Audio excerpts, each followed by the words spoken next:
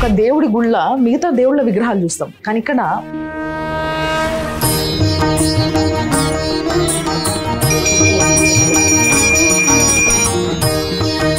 British వాళ్ళు పోతున్నప్పుడు అక్కడ ఉన్న స్థానికులతోనే ఆ గుడిని మొత్తం కూలగొట్టించారు. జయలక్ష్మి అమ్మకి ఈ ముసలమ్మ రూపంలో నాగదేవత కనిపించింది. ఇక్కడ నాకు గుడి కట్టు, నేను నీకు నీ కొడుకుని చూపిస్తా అని చెప్పిందంట.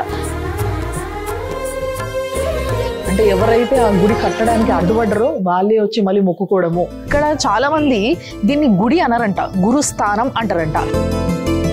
ఎటు చూసినా నాగదేవతల మయమే. అసలు ఇవి భక్తుల పెట్టిందమ్మా, జాగ ఏడు వదలలేదబ్బా. గుడి లోపల కంప్లీట్ గా నాగదేవతలే. ఈ రోజు ఈ గుడి ఇంత పెద్ద ఉంది, ఇంత వైభవంగా ఉందంటే ముఖ్య కారణం, మూల కారణం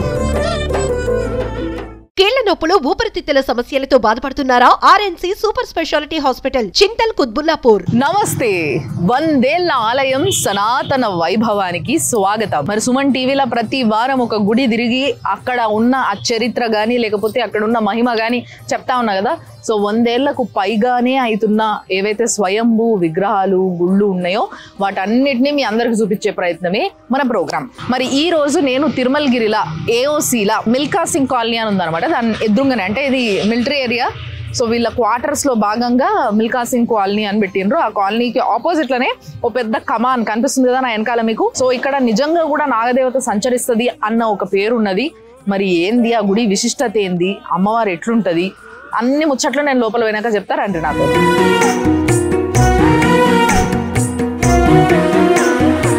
ఏఓసీలు ఉన్న నాగదేవత గుడికి అయితే నేను వచ్చేసిన. ఈ గుడి మహిమలు అన్ని ఇన్ని కాదు, ఎవరిని కదిలిచ్చినా గానీ మస్తు చెప్తున్నారు. అసలు ఇక్కడ చాలా మంది దీన్ని గుడి అనరంట, గురుస్థానం అంటారంట. ఇది గురుస్థానంగా ఎప్పుడు మారింది, గుడి నుంచి ఎందుకు మారింది గురుస్థానంగా అనే ముచ్చట లోపల పోయినాక అమ్మవారిని చూసి మొక్కున్నాక మంచి మాట్లాడుకుందాం రాండ్రు మీరు.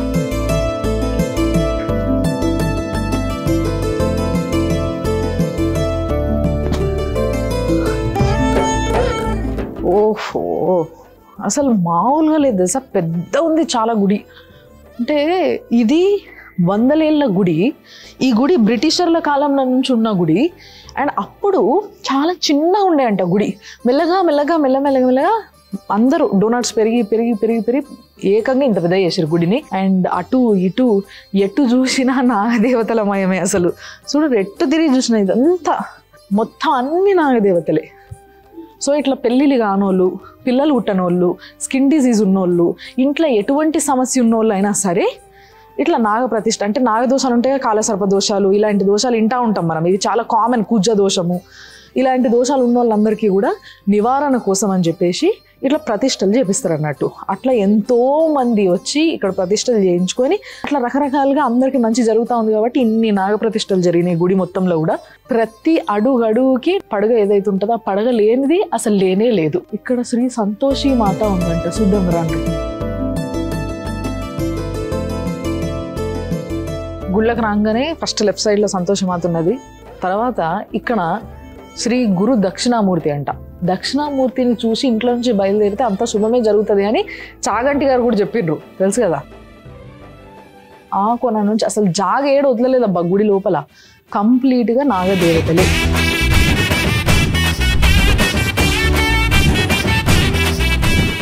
గుడి లోపలనే, అంటే ఎట్లాగో రూఫ్ చాలా పైకి ఉంది కాబట్టి గుడి లోపలనే ఈడ హోమం చేస్తారంట. అయితే ఈ గుడిలో ఒక స్పెషాలిటీ ఏంటంటే పౌర్ణమి రోజు కంపల్సరీ ఇక్కడ అందరి దోషాలు పోయేలాగా హోమం చేస్తారంట.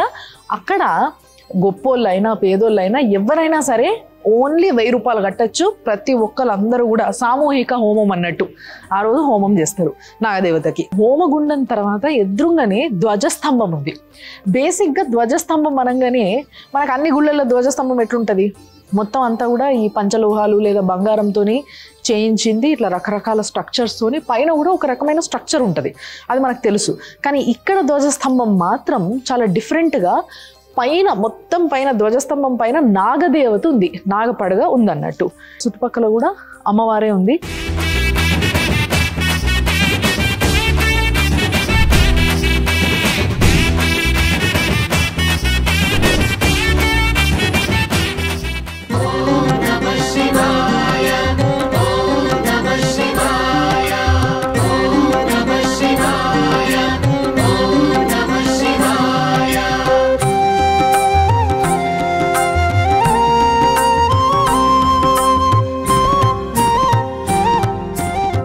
ఇక్కడ ఒక స్టోరీ కనిపిస్తుంది. ఇది చాలా ఇంట్రెస్టింగ్ స్టోరీ. ఎందుకంటే ఈ గుడి ఎట్లా వెలిచింది, అసలు ఈ గుడి స్టోరీ ఏంది, ఇదంతా కూడా ఇక్కడ మంచి ఇట్లా బొమ్మలతో సహా కింద అంతా నీట్గా రాసింది ఉంది. బట్ నేను ఆల్రెడీ ఈ స్టోరీ అంత ఏంది అనేది తెలుసుకున్నా కాబట్టి మీకు నీట్గా ఒక స్టోరీ రూపంలో చెప్పేసేస్తా. ఫస్ట్ బొమ్మ ఇక్కడ చూస్తున్నారు కదా, బ్రిటిషర్లు కనిపిస్తున్నారు మనకి. బ్రిటిషర్ల కాలం నుంచి ఉన్న గుడి అని చెప్పడానికి ఇది ఒక ఫోటో ఆధారం అన్నట్టు బేసిక్గా. సో ఇదంతా పెయింటింగ్స్ వేసిండ్రు. అక్కడ మొత్తం అడవిలాగా ఉంది కదా, ఇదంతా ఏఓసి ఇప్పుడు కూడా ప్రస్తుతానికి చుట్టుముట్టు అడవిలాగానే ఉంటుంది. బట్ అప్పుడు ఇంకా కంప్లీట్గా డీప్ ఫారెస్ట్ లాగా చాలా గుబ్బుగా ఉండేది. అయితే అప్పటి నుంచే ఇక్కడ ఒక పుట్ట, అక్కడ ఒక చిన్నపాటి గుడి, చాలా చిన్నగా గుడి అట్లా కనిపించేది. అయితే అప్పట్లో ఈ బ్రిటిష్ రాజులు వీళ్ళు బ్రిటిష్ వాళ్ళు పోతున్నప్పుడు ఆ పక్క నుంచి ఈ పక్క నుంచి దారి ఉంది, పోవాలనుకుంటే పోవచ్చు. కానీ అట్లా కాకుండా ఇదేదో అడ్డం వస్తుంది నాకు, దీన్ని ఇక్కడ నుంచి తొలగించండి అని చెప్పి అక్కడ ఉన్న స్థానికులతోనే ఆ గుడిని మొత్తం కూలగొట్టించారు. ఈ రెండో ఫోటోలో చాలా క్లియర్గా కనిపిస్తుంది. సో అట్లా కూలగొట్టించారు, అక్కడ నుంచి వెళ్ళిపోయి వాళ్ళు రిటర్న్ వచ్చే టైంకి కరెక్ట్ ఆ గుడి ఎట్లయితే కూలిపోయి ఉందో సేమ్ అదే పరిస్థితి వాళ్ళకు కూడా పట్టింది. ఉండి అక్కడ రాగానే గుర్రం పడిపోవడము, గుర్రం మీద నుంచి ఆ బ్రిటిషర్ పడిపోవడము, ఆ కుక్క మొత్తం అన్నీ కూడా ఆగమైనాయి. అదే ఆ పిక్చర్లో కనిపిస్తుంది. సో రిటర్న్ వచ్చేటప్పుడు అట్లా జరిగిందంట. ఇంకొక స్టోరీ ఇక్కడ ఇంకొకటి ఉంటుంది.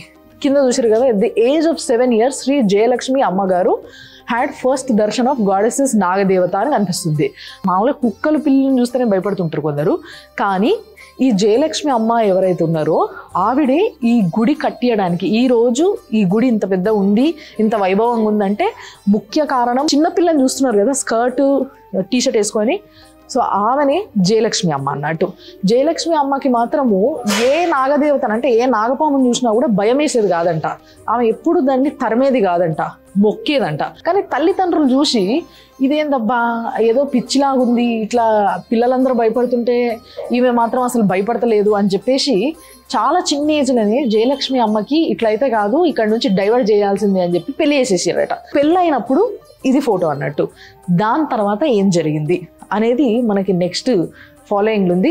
ఈ స్టోరీలో ఒక చిన్న బ్రేక్ ఇస్తున్నందుకు ఏమనుకోకుండా, ఎందుకంటే ఈ స్టోరీకి ఇంకో నెక్స్ట్ ఫోటోకి మధ్యలో ఇక్కడ గర్భగుడి పక్కనే అమ్మవారికి ముడుపులు కడతారట. మీరు కోరుకున్న కోరిక ఏదైనా కావచ్చు, కోరుకున్న కోరికను బట్టి మీరు ఒక ముడుపు కట్టిపోతే ఆ కోరిక తీరిన తర్వాత తిరిగి వచ్చి మళ్ళీ అమ్మవారి దర్శనం చేసుకుంటారంట అందరూ. సో దీని తర్వాత నెక్స్ట్ మళ్ళీ స్టోరీలోకి వెళ్ళిపోలేము. ఇందాక అక్కడ జయలక్ష్మి అమ్మకి పెళ్ళయిన దాకా మాట్లాడుకున్నాం మనం. సో పెళ్ళయిన తర్వాత జయలక్ష్మి అమ్మకి ఫస్ట్ కొడుకు పుట్టిండు. కొడుకు పేరు శ్రీ నారాయణ స్వామి.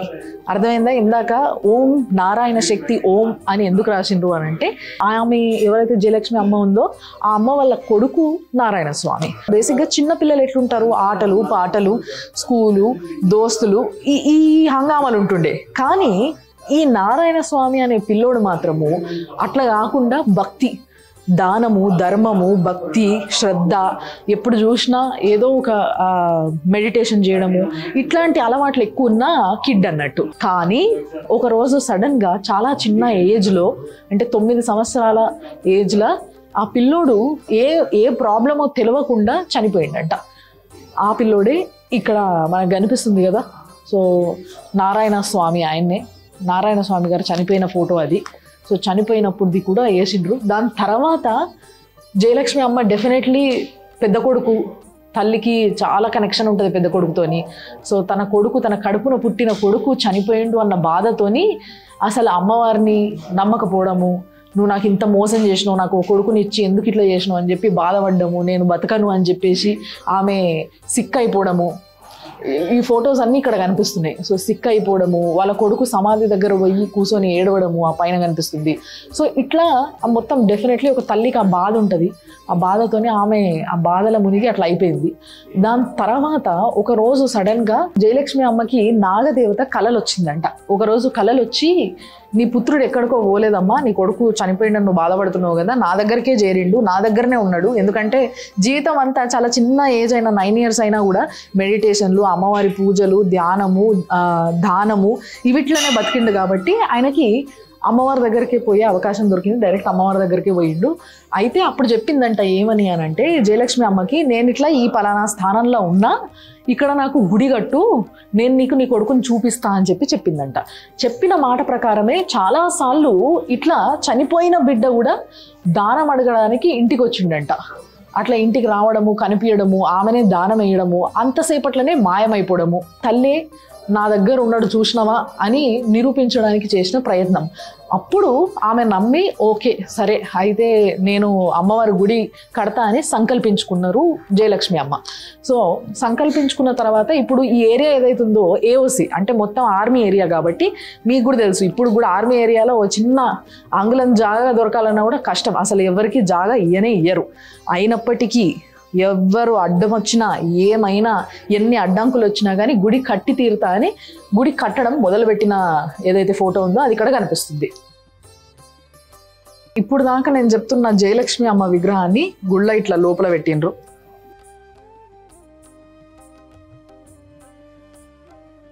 అయితే ఇక్కడ విశిష్టత ఏంది అంటే, బేసిక్గా ఒక దేవుడి గుళ్ళ మిగతా దేవుళ్ళ విగ్రహాలు చూస్తాం, కానీ ఇక్కడ మనుషులే దేవుళ్ళు అయ్యిండ్రు అన్నంత ఫీలింగ్ వస్తుంది. ఎందుకంటే అట్లా బతికిండ్రు వాళ్ళు. అంటే ఇప్పుడు రాముడు ఎట్లా బతికిండ్రో అట్లా అన్నట్టు. అందుకోసమే వాళ్ళ విగ్రహాలను కూడా లోపల ప్రతిష్ఠించారు. అండ్ ఇటు వచ్చేసరికి ఇదిగో వాళ్ళ కొడుకు ఎవరైతే 9 ఏళ్ళనే చనిపోయిండు అని చెప్పుకున్నాం కదా, స్వామి నారాయణ గారు. సో నారాయణ స్వామి ఈయననే అన్నట్టు, జయలక్ష్మి అమ్మ వాళ్ళ కొడుకు. నాగదేవత గుడి ఏఓసీలో కట్టుకోవడం అనేది నిజంగా చాలా పర్మిషన్లతో కూడిన పని. అయినప్పటికీ ఆడ కట్టాలి అని చెప్పి జయలక్ష్మి అమ్మ సంకల్పం కూడింది కాబట్టి కట్టడం మొదలుపెట్టిన తర్వాత చాలా అడ్డంకులు చూసిరు కదా. మిలిటరీ వాళ్ళు ఇంతసేపు మనకు అక్కడ బ్రిటిషర్లు కనిపించారు, ఇప్పుడు ఇక్కడ మిలిటరీ డ్రెస్సెస్లో వీళ్ళందరూ కనిపిస్తారు, ఆర్మీ వాళ్ళు. సో వీళ్ళు ఏం చేసిండ్రంటే దానికి చుట్టూ కంచేయమని చెప్పి వాళ్ళకి ఆర్డర్స్ వచ్చినాయి అనమాట. ఇమీడియట్గా కంచేసేసి లేదు కట్టడానికి వీల్లేదని చెప్పేసి ఆపేసిండ్రు. దాని తర్వాత ఏం జరిగింది అని అంటే, ఆ మిలిటరీ వాళ్ళకి కూడా వాళ్ళ ఇంటికి పోతే వాళ్ళ భార్య పూజలు చేయడము, అక్కడ నాగదేవత ఇంట్లో వాళ్ళకి నాగపాము కనిపించడము ఆఫీసర్కి. సో అట్లా చూసుకొని అరే దానికి నేను అడ్డుపడుతున్నా, అందుకోసమే నాగదేవత ఇట్లా కనిపిస్తుందా అని చెప్పేసి ఆయన కూడా రియలైజ్ అవ్వడము. దాని తర్వాత మళ్ళా ఇదే గుడికి అదే జయలక్ష్మి అమ్మ పూజ చేస్తుంటే అదే మిలిటరీ ఆఫీసర్లు వచ్చి చాలా మర్యాదగా మొక్కుకుంటున్నారు. అంటే ఎవరైతే ఆ గుడి కట్టడానికి అడ్డుపడ్డారో వాళ్ళే వచ్చి మళ్ళీ మొక్కుకోవడము. ఇదంతా జరిగిన తర్వాత ఇక్కడ ఒక ముసలామె కనిపిస్తుంది చూసిండ్రా. ఇదేంది అని అంటే ముసలామె రూపంలో దేవత నాగదేవత వచ్చిందన్నట్టు. మొత్తం మీద మిలిటరీ వాళ్ళు గుడి కట్టుకోనికి పర్మిషన్ ఇచ్చేసిండ్రు. ఈ పాటి గుడి మాత్రం జయలక్ష్మి అమ్మ ఫస్ట్ కట్టి ఇచ్చేసింది. కానీ దాని తర్వాత ఆ గుడి దగ్గరికి ఈ ముసలమ్మ రూపంలో నాగదేవత కనిపించింది జయలక్ష్మి అమ్మకి. కనిపించిన తర్వాత ఏమైంది అని అంటే లేదు నాకు ఇంత గుడి సరిపోదు, ఇంకా పెద్ద గోపురం కట్టు అని చెప్పేసి జయలక్ష్మి అమ్మకి నాగదేవత చెప్పిందంట. సో అమ్మ అన్ని పైసలు నా దగ్గర ఎక్కడివి, నాకు అంత స్తోమత లేదు, నేను అంత పెద్ద గోపురం నీకు కట్టియలేను అని జయలక్ష్మి అమ్మ చెప్తే అప్పుడు నవ్వి ఆ ముసలి రూపంలో వచ్చిన నాగదేవత మాత్రము లేదు ఏం కాదమ్మా, నువ్వు పని స్టార్ట్ చెయ్యి, కంపల్సరీ నీకు అంత మంచి జరుగుతుంది, చాలా మంది వచ్చి నీకు సహకరిస్తారు అని చెప్పిన ఎన్నో ఫొటోస్ ఇక్కడ ఉన్నాయి. సో తర్వాత చాలామంది ఫండింగ్స్తో పాటు సొంతగా ఈ జయలక్ష్మి అమ్మ ఫ్యామిలీ కూడా ఎంత చేయాలో అంత చేస్తూ ఈ గుడి నిర్మాణాన్ని ఈ విధంగా కంప్లీట్ చేసిండ్రు.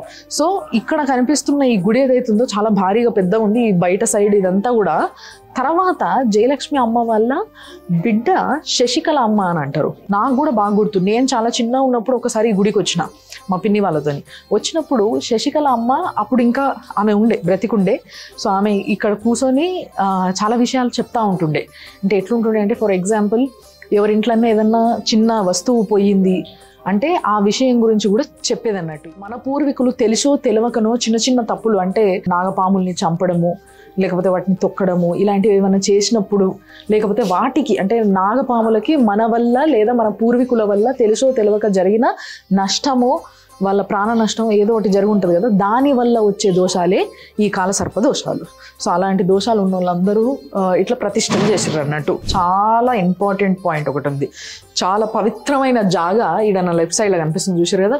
ఎందుకో చెప్తారండి ఒకసారి చూసినరా. సడన్గా చూస్తే యాక్చువల్గా నేను కూడా ఒకసారి భయపడ్డా. అంటే మైన బొమ్మ అంటారు కదా, మైన బొమ్మ చేస్తే అసలు నిజంగా మనిషిలాగానే ఉంటారు.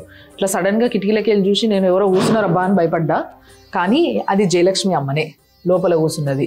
ఎందుకు జయలక్ష్మి అమ్మ విగ్రహాన్ని లోపల పెట్టిండ్రు మనుషులు తాకకుండా దూరంగా అంటే, ఇది జయలక్ష్మి అమ్మ జీవ సమాధి. జయలక్ష్మి అమ్మ బతికుండంగానే సమాధి అయ్యింది, అందుకే దీన్ని జీవ సమాధి అంటున్నారు. సో అమ్మ జీవ సమాధి అయ్యింది ఇక్కడనే, నాగదేవతను వదలలేక ఇక్కడనే జీవ సమాధి అవ్వడం వల్లనే ఈ గుడికి గుడి అండం బంద్ చేసి గురుస్థానం అని పిలవడం మొదలుపెట్టారు. నేను మొదట్లో చెప్పినా కదా మీకు,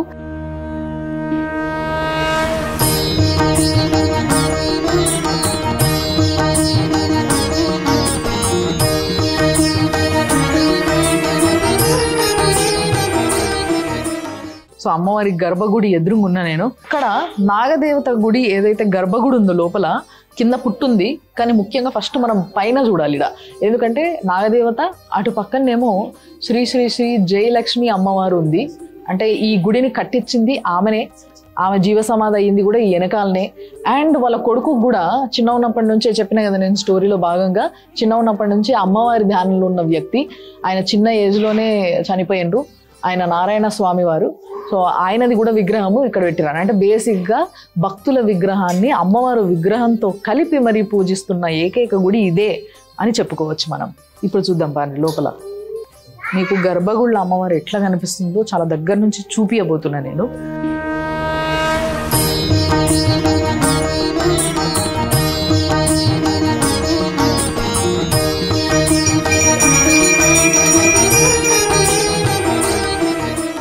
నిజంగా ఆమె తిరిగిందేమో మనం రాకముందు అన్నంత ఫీలింగ్ వస్తుంది అనమాట. చూడండి, పుట్ట కిందంతా పుట్టనే, మొత్తం పుట్టమన్ను పుట్టనే ఉంది. ఆ పుట్ట మీద అమ్మవారు మంచిగా ఇట్లా అసలు ఎంత కళ్ళగా ఉందో ఆ ఫేసు, ఆ ముఖం చూస్తున్నంత సేపు చూడబుద్ధి అవుతుంది. అండ్ తర్వాత ఆ పక్కన చూసిండ్రు కదా జయలక్ష్మి అమ్మవారు, ఆవిడ బతికున్నప్పుడు ఇక్కడ ఒక బెంచ్ వేసుకొని దాని పక్కనే కూర్చునేటోళ్ళంట. మనకందరికీ తెలుసు తిరుమలలో కూడా ఆ ద్వారాలకి ద్రవ్యాలు ఉంటాయి కదా, అంటే ఇలాచీలు, పట్టాలు, ఏమంటారు వాటిని, జాజికాయ, ఇట్లాంటివి ఇంకా ఎన్నో, జాపత్రి, ఇట్లాంటివి ఎన్నో కలిపి కొన్ని కిలోలుగా మంచి మెత్తగా బ్లెండ్ చేసి అట్లా కుంకుమ పసుపు కలిపి వాటిని ఇట్లా ద్వారాలకు పట్టించారట. అందుకోసమే ఆ స్మెల్ కూడా చాలా డిఫరెంట్ ఉందన్నట్టు. అవన్నీ పంచమికి ఒకసారి, అంటే నాగుల పంచమి అవుతుంది కదా అప్పుడు, అండ్ నాగుల చవితి అవుతుంది కదా అప్పుడు, ఈ చవితికి పంచమికి మాత్రం ఇట్లా మొత్తం ద్వారాలకి గోడలకి అంతా కూడా ఇక్కడ ఈ పుట్టమన్ను లాగా వాటన్నిటిని కూడా బ్లెండ్ చేసి ఇట్లా మొత్తం అంతా కూడా పూనిండ్రు అన్నట్టు. ఏ అమ్మవారి గుళ్ళైనా మనం కామన్గా చూసేది శ్రీచక్రం. శ్రీచక్రం ఉంటేనే ఆ గుడికి ఆ బలం ఉంటుంది, ఆ పట్టు ఉంటుంది.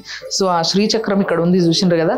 సో అమ్మవారు శ్రీచక్ర రూపంలో పూజ చేసుకుంటే అందరు అమ్మవార్లు, ఆ అమ్మవారు ముఖ్య అమ్మవారి చుట్టూ ఆవరణల అమ్మవార్లు ఉంటారు కదా, వాళ్ళందరినీ కూడా శ్రీచక్రంలో పూజ చేస్తారు అన్నట్టు. సో ఇక్కడ శ్రీచక్రం కూడా ఉంది. సో బేసిక్గా ఇక్కడ ఎవరికైనా ఒక డౌట్ రావాలి, ఏంది అని అంటే, మనకి మూల విగ్రహానికి ఎక్కడ ఏ గుడికి పోయినా కానీ అభిషేకాలు, రకరకాల పూజలు ఇవన్నీ చేస్తూ ఉంటారు.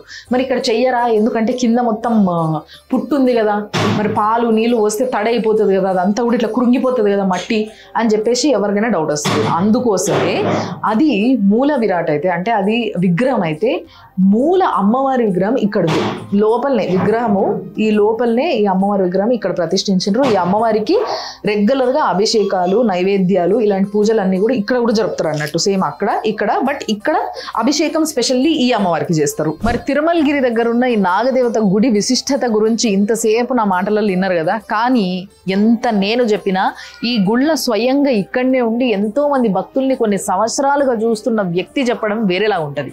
అందుకోసమే నా ముందున్నారు రామచంద్రన్ గారు. ఆయన ఇక్కడ పంతులు ఉంటున్నారు. అంతేకాకుండా ఆయన జయలక్ష్మి అమ్మ ఉన్నారు కదా, ఈ గుడి కట్టించిన ఆవిడ, వాళ్ళ కుటుంబ సభ్యులు అన్నట్టు. సో ఆమెకి సేవలు చేసిండ్రు, దాని తర్వాత శశికళ అమ్మకి సేవలు చేసిండ్రు, తర్వాత ఇప్పుడున్న అమ్మవారికి కూడా సర్వ సేవలు ఆయన్నే చేస్తున్నాడు, ఆయన్నే పూజ చేస్తున్నారు. సార్ నమస్తే. నమస్కారం. బాగున్నారా? బాగున్నా తల్లి. సార్ ఇలాంటి గుళ్ళ, ఇంత మహిమగల గుళ్ళ, అంత దగ్గర నుంచి అమ్మవారిని చూస్తూ ఎన్నో పూజలు చేస్తారు. ఇట్లా రెగ్యులర్గా వచ్చే భక్తులు చెప్తా ఉంటారా మీకు, తీరుతాయి మా కోరికలు, తీరినాయి అని రావడం కానీ, ఇట్లా మీకు ఏవి ఎదుర్కొంటే మీరు అది చెప్పుండ్రి? తీర్థనం ఉంది, అమ్మ తీరుస్తుంది. ఎప్పుడు ఎట్లా తీరుస్తుంది? ఒక నమ్మకం వల్ల, గుడికి వచ్చడం వల్ల ఆ దోష నివారణం అన్ని తింపేసి ఆ మూర్త బలం తెచ్చేది నాగమ్మ తల్లియే. ఒకటే తల్లి అందరికీ మహిమలు చూపిస్తానే ఉన్నారు.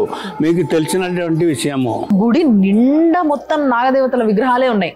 ఇవన్నీ ప్రతిష్ఠించినాయనా, భక్తులు పెట్టినాయా? ఎందుకు పెట్టిరు ఇవి? ఇవి భక్తులు పెట్టిందమ్మా. వాళ్ళ జాతకం ప్రకారంగా దోషానికి గురి అయిన వాళ్ళు, పామును కొట్టిన వాళ్ళు, వంశానికి దోషం ఉన్నాళ్ళు ఆ ప్రాణ ప్రతిష్ఠ చేసుకొని పోయేవాళ్ళు. మేము పెట్టింది కాదు. ఓకే ఓకే, ఇది ఒక ఉదాహరణము. Okay okay. చాలా అదృష్టంగా ఫీల్ అవుతున్నాం మేము ఈ రోజు వచ్చి మీతో మాట్లాడడము, అమ్మవారిని దర్శించుకోవడం అనేది చాలా సంతోషం. నమస్కారం. Thank you. కోటి కోటి ధన్యాలు సుమన్ టీవీకి. తెలియని భక్తులకు ఇటువంటి ప్రచారము, ఇటువంటి మహత్యాలు తెలిపిస్తున్నారు అని చాలా ధన్యవాదాలు చెప్పుకుంటా. థ్యాంక్ యూ గురుగారు. సో డెఫినెట్లీ మీరందరూ కూడా ఈ గుడికి రండి, దర్శనం చేసుకోండి. ఆ అమ్మవారు చల్లటి చూపు ప్రతి ఒక్కరి మీద ఉండాలని నేను మనస్ఫూర్తి కోరుకుంటున్నా.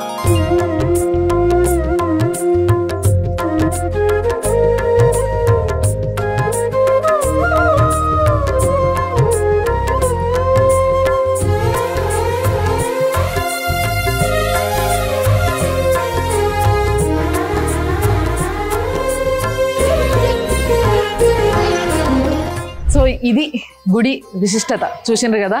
ఈ గుడిలో తిరిగినంత మాత్రాన్ని, ఈ గుడికి వచ్చి అమ్మవారి ముఖం చూసినంత మాత్రాన్ని ముహూర్త బలాన్ని పెంచి మీరు కోరుకున్న కోరికని తీర్చే శక్తి ఉన్న అమ్మవారే ఈ తిరుమలగిరి ఏఓసి ఏరియాలో ఉన్న నాగదేవత గుడి అమ్మవారు అన్నట్టు. సో దీన్ని గుడి అని నేను అంటున్నా, కొంతమంది కూడా అంటున్నారు, కానీ గుడి కాదు, ఇది గురుస్థానం అని ఇంకొంతమంది అంటున్నారు.